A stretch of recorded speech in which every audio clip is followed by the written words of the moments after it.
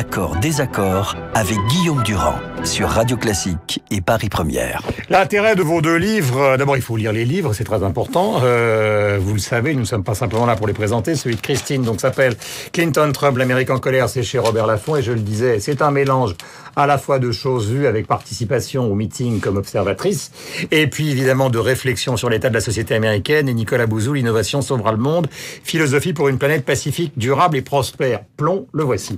La contradiction des deux livres, pas la vôtre, mais la contradiction de la société, c'est que finalement, si on prend l'Amérique, plus l'Amérique devient sophistiquée sur le plan culturel, sur le plan technologique, plus elle met en scène des candidats populistes violents. C'est-à-dire que c'est un peu, on a un peu l'impression de l'extérieur, parce que nous sommes à l'extérieur, que l'un donne la naissance à l'autre finalement. Oui, Guillaume, mais parce que nous connaissons une Amérique qui n'est pas celle qui va voter.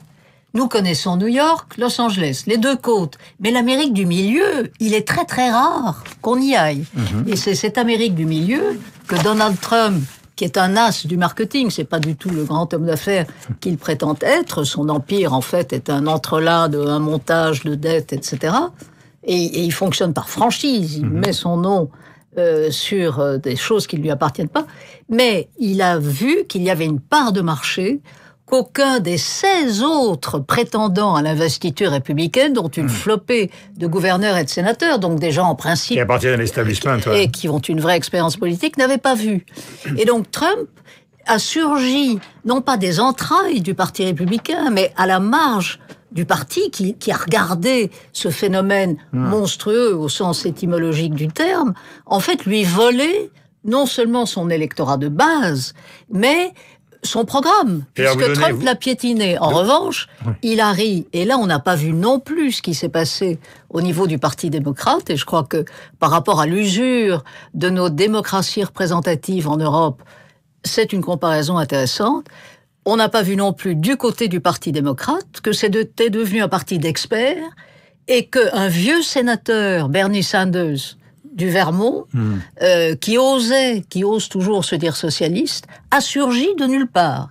Et donc, en fait, il y a eu un parallélisme, d'ailleurs, tout à fait intéressant, entre le phénomène Trump d'un côté et le phénomène Sanders de l'autre, avec souvent des arguments, d'ailleurs, assez identiques. Mais à un moment, vous citez par exemple le discours du début de la campagne dans l'Iowa où il dit, vous allez voir, il parle sans note, vous allez voir, on va lever beaucoup d'argent, moi j'aime l'argent, j'adore l'argent, pendant longtemps j'ai voulu en gagner plein, vraiment plein, maintenant je veux faire gagner l'Amérique, vous racontez qu'il paye les dettes de quelqu'un qui vient le soutenir sur des militants républicains. Est-ce qu'aujourd'hui, par exemple, ça lui pose un problème que l'establishment républicain, le Bush père, dise, moi je vais voter Clinton, ou est-ce que c'est pas du tout un problème pour lui?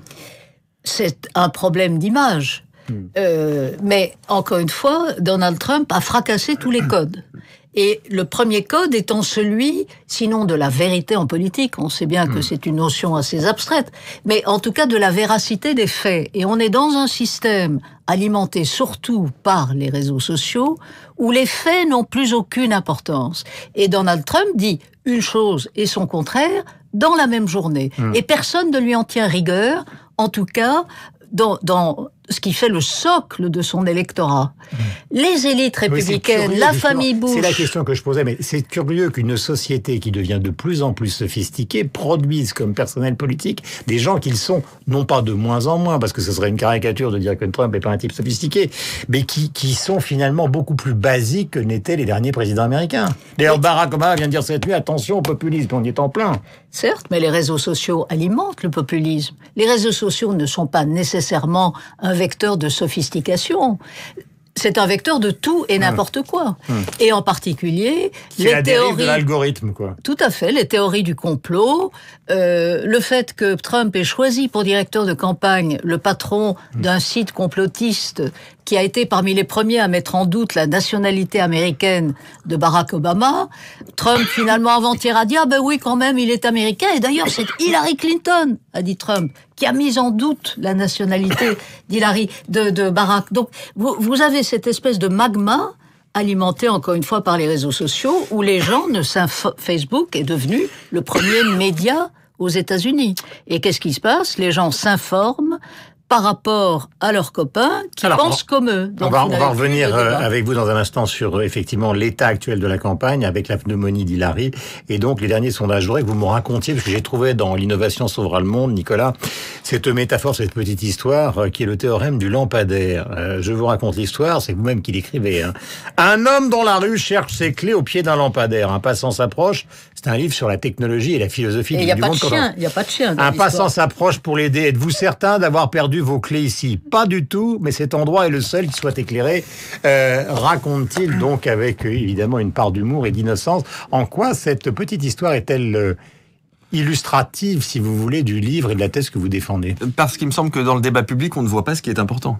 Parce qu'on ne cherche pas au bon endroit. Au fond, ce qui est important, et ce qu'on peut parfaitement lier d'ailleurs avec ce que Christine Ockrent vient de nous dire sur les États-Unis, c'est le fait que le monde aujourd'hui connaît une transformation technique et économique qui est, à mon sens, la plus forte depuis la Renaissance. C'est-à-dire que si vous mettez côte à côte les nanotechnologies, la robotique, la génétique, l'imprimante 3D, l'intelligence artificielle, vous avez un changement, ce que les économistes appellent un phénomène de destruction créatrice à l'échelle planétaire. Et ça, c'est la première fois dans l'histoire de l'humanité. Et le taux absent de tous les candidats, enfin des programmes de tous les... Personne n'en parle, ou alors de façon très, très anecdotique. Et j'ai essayé moi-même de sensibiliser les candidats à ce sujet. Et en général, ça a été plutôt un échec. Et c'est ça l'idée du théorème du lampadaire. Et alors ce que je dis est vrai aussi dans le débat intellectuel. C'est-à-dire qu'on voit bien, et c'est très frappant depuis quelques jours, on parle de l'identité, on parle d'Astérix, on a beaucoup parlé de l'école de la Troisième République, ça, etc.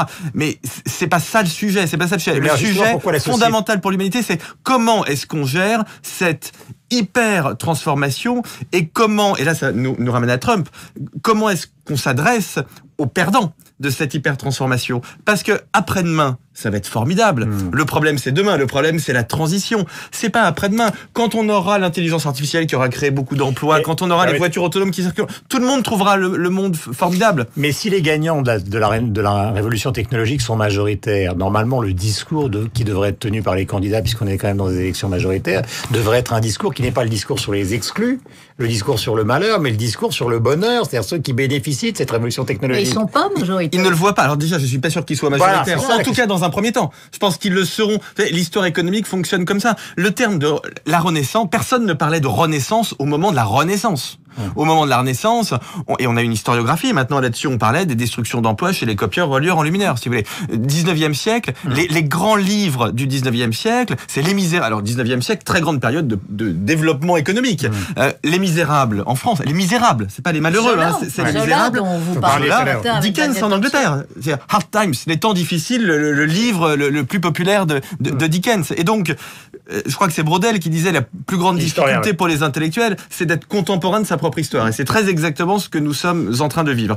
Après, il est vrai que dans un premier temps, ces grandes périodes de mutation font beaucoup de perdants, et les seuls dans le monde aujourd'hui à s'adresser aux perdants, ce sont politiquement les nationalistes et du point de vue religieux, les fondamentalistes. Et c'est la raison pour laquelle vous avez une montée très forte de ces deux forces. Si je vous crois tous les deux dans ce contexte-là, l'explosion était inévitable. C'est-à-dire entre la candidature Trump et les dirigeants de la région de Seattle, ou au contraire, en France, nos ancêtres les Gaulois d'un côté, et de l'autre côté, Xavier Niel, venteprivée.com, etc., ils sont plus sur la même planète. Non, ils sont pas sur la même planète. Et d'ailleurs, on peut voir aussi, je parle sous le contrôle de Christine, on peut voir... dans la montée de Trump, une réaction aussi contre la Silicon Valley. C'est-à-dire que la Silicon Valley, nous, on trouve ça extraordinaire, parce qu'au fond, on est du bon côté de la barrière.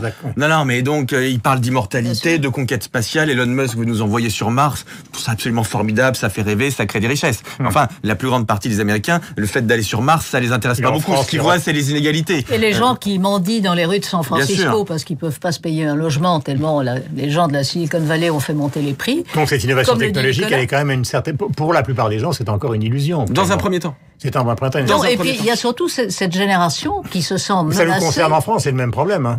Oui, et on en revient au problème d'identité. Ce que Trump a très très bien décelé, encore une fois, avec beaucoup de flair, c'est le problème identitaire des Blancs âgés, américains, de l'Amérique du Milieu. Mais pas du tout, vous n'êtes pas dans l'Amérique du Milieu, mon cher Guillaume.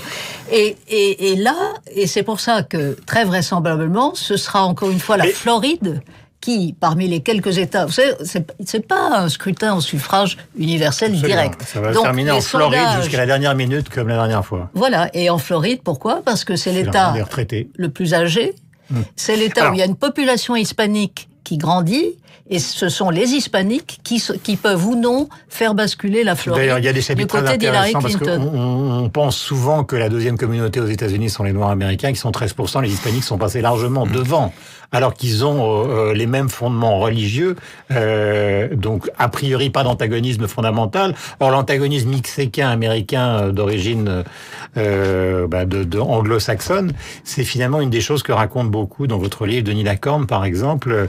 Ça devient le problème numéro 1. Je voudrais qu'on en revienne simplement au pointage depuis la pneumodie de Madame Clinton. Qu'est-ce que donnent les sondages ce matin, Christine ? Alors, les sondages de ce matin, encore une fois, si vous vous intéressez aux sondages nationaux, qui, je le répète, sont trompeurs, les sondages nationaux prouvent que la cote d'Hillary s'est tassée et que la cote de Trump continue de grimper. Mais Trump continue de convaincre des gens qui sont déjà convaincus. Et ça aussi, je crois que c'est un phénomène que l'on observe. J'écoutais Guillaume Tabar sur votre antenne ce matin. C'est un phénomène qu'on observe aussi ici.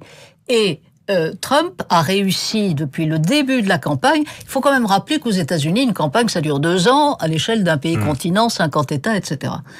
En ce qui concerne Hillary Clinton, il faut voir qu'elle a une organisation et un trésor de guerre beaucoup plus efficaces que Donald Trump, qu'il y a une stratégie d'investissement dans les télévisions pour tout ce qui est spot télé, etc. C'est une industrie aux États-Unis, une campagne électorale, et que vraisemblablement dans les dernières semaines, la campagne Clinton va mettre le paquet, encore une fois, dans les 4 ou 5 États qui comptent. Mais, Guillaume, ce qu'il faut évidemment guetter, et 100 millions d'Américains, ce sera le record absolu, vont scruter avec attention, c'est le premier duel télévisé des deux candidats qui n'ont jamais été face à face, et ce sera pour nous dans la nuit de lundi à mardi prochain. Et il est évident que Hillary Clinton, comme toujours, sera scrutée avec beaucoup plus de sévérité, d'abord parce que c'est une femme, et ensuite parce que, bien évidemment, on essaiera de voir si oui ou non elle porte les stigmates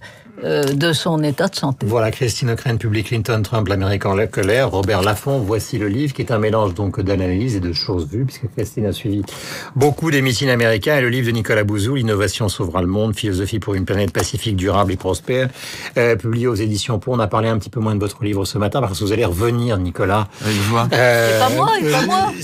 Mais disons qu'il vient plus souvent, parce que vous êtes souvent aux États-Unis pour la campagne. Merci à vous d'être venu ce matin sur l'antenne de Radio Classique pour tenter de nous éclairer sur l'ère du temps. Nous avons rendez-vous avec la bourse, puis le rappel des titres, puis le journal de Sophie, puis Hello Jerry. Vous êtes bien sur Radio Classique.